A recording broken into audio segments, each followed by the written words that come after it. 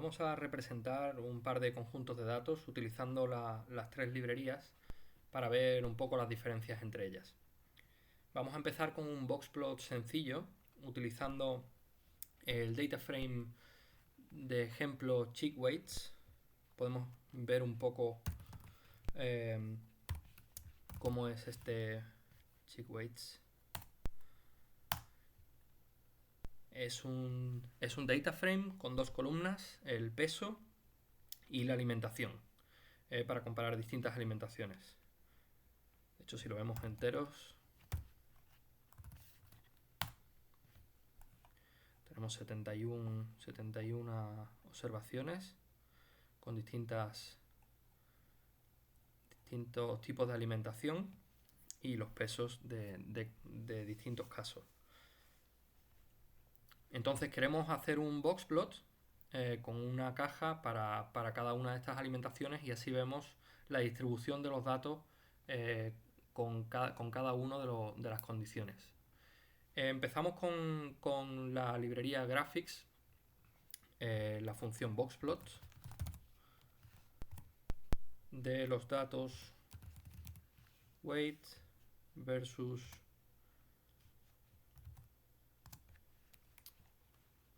alimentación, feed. Los datos están en CheckWeights y vamos a ponerle algún tipo de color, por ejemplo. Por ejemplo, con Topo Colors.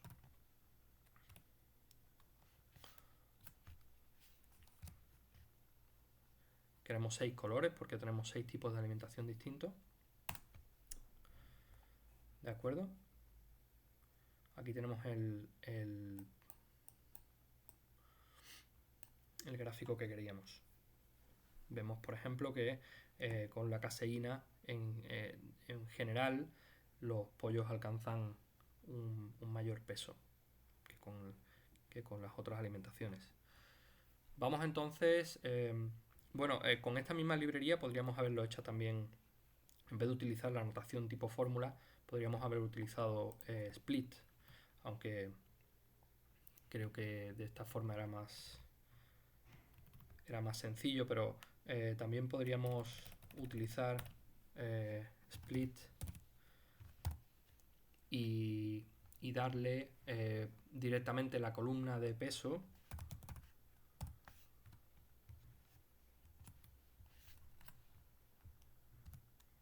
y como factor para dividirlo la columna de alimentación. Con esto conseguiríamos exactamente lo mismo. Tenemos el mismo gráfico, no varía en absoluto. La primera forma creo que es preferible, mucho más limpia. Vamos a pasar a la librería Lattice. Tenemos que cargarla primero.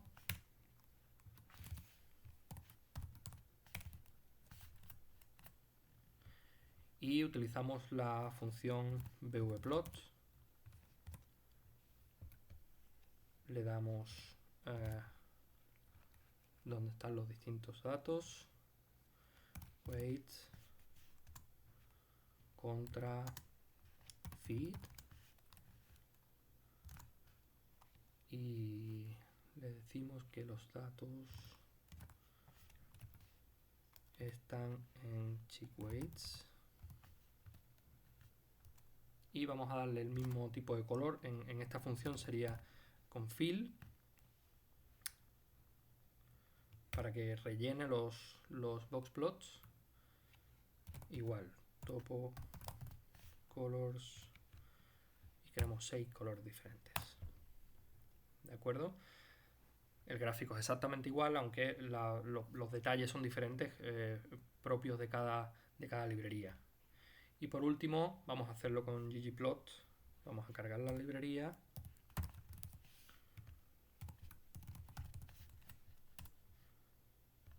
Y vamos a utilizar la función ggplot con los datos están en CheckWeights Podríamos utilizar data igual el nombre del argumento, aunque no es necesario. Y la función AES, y aquí le pasamos en qué columna se encuentran los datos. En este caso, feed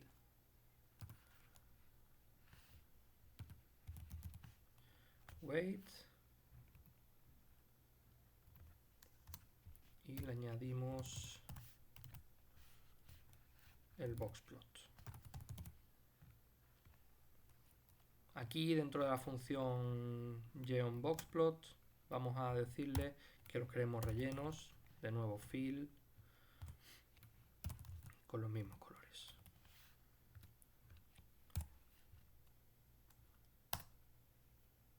¿De acuerdo? Volvemos a tener exactamente la misma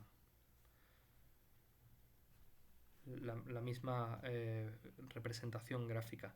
Hay que darse cuenta, en este caso, en AES hemos introducido los datos al revés, digamos, que las otras. Antes añadíamos weight contra feed, ahora en AES añadimos feed, weight.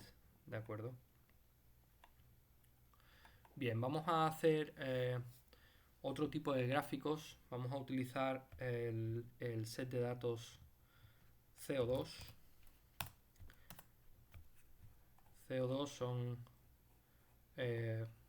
datos de concentración de CO2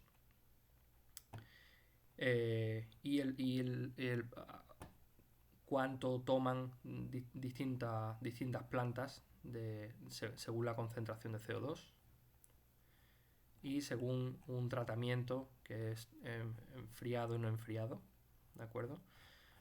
Entonces queremos representar, por ejemplo, con puntos la relación entre el uptake y la concentración, ¿de acuerdo? Lo más fácil, bueno, vamos a empezar con la librería Graphics otra vez y utilizamos la función plot de CO2 contra CO2, hemos dicho la concentración, contra CO2 uptake. ¿De acuerdo? Aquí tenemos los datos. ¿Qué ocurre si queremos dividir este gráfico según el tratamiento? Según tratamiento non-chilled o chilled. Bueno, en la librería Graphics tendríamos que utilizar, por ejemplo, el comando split para dividirlo. Voy a generar, de hecho, una nueva variable llamada CO2SP split con split CO2 y el factor que queremos utilizar para dividirlo, que en este caso es CO2 treatment. Si le echamos un vistazo a la nueva variable, vemos que tenemos una lista con dos elementos, non-chilled, y todos los elementos de CO2 en el que el tratamiento era non-chilled, y chilled con los elementos de CO2 en el que el tratamiento es chilled. ¿De acuerdo? Entonces ahora pasamos a representar gráficamente estos dos subconjuntos. Y para eso tenemos que empezar con par en throw para que tengamos dos gráficos en lugar de uno. Igual a un vector con una fila, dos columnas. Y ahora pasamos a representar plot, el nombre de nuestra nueva variable, sp, y con la notación del símbolo de dólar tenemos los dos elementos. Vamos a empezar con chilled. ¿Qué ocurre? Dentro de este elemento chilled tenemos un data frame. Por tanto, con este nombre puedo volver a poner el símbolo del dólar y estamos dentro del data frame que forma parte del primer elemento de nuestra lista, ¿de acuerdo? Entonces aquí directamente puedo llamar a la concentración y de nuevo CO2sp chill el uptake.